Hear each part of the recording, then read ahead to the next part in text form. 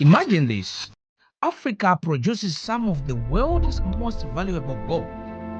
But for decades, the real profits often ended up somewhere else.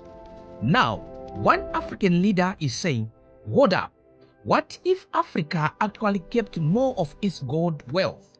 And suddenly, Washington and Paris are paying very close attention.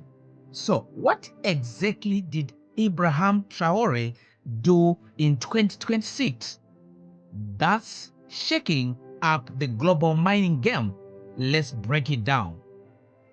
First, quick context. The small West African country Burkina Faso sits on a massive gold reserves. Gold is actually the country's #1 export.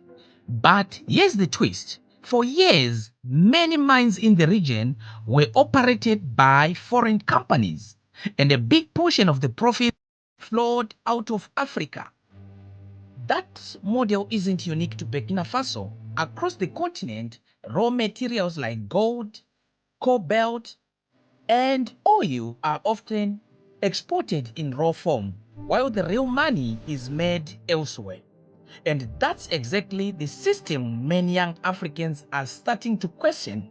Enter Captain Ibrahim Traore. The 2026 gold move.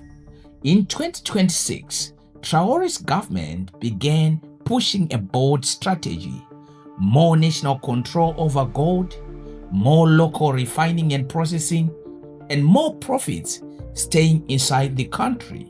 In simple terms, instead of exporting raw gold and buying finished products later, the goal is to build value inside Africa.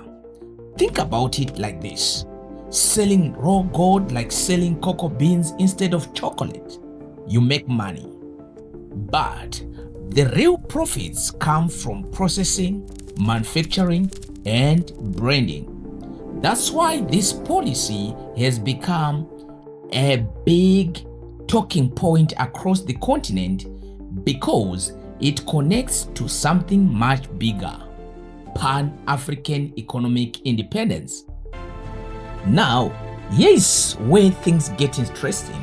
Countries like France and the United States have long had economic and security partnerships across West Africa. So when a country begins restructuring its resource strategy, it naturally attracts global attention.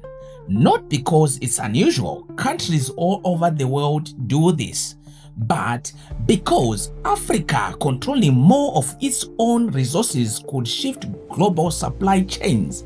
And if Burkina Faso succeeds, other African nations might explore similar ideas.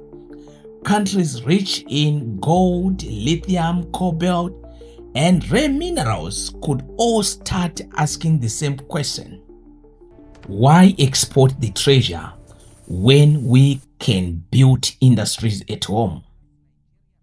Now, whether Traore's strategy succeeds or evolves over time, one thing is clear: Africa, a new conversation is happening about resources, ownership, and economic independence. And what conversation should shape the continent's future?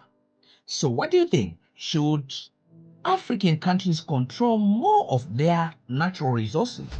Drop your thoughts in the comments.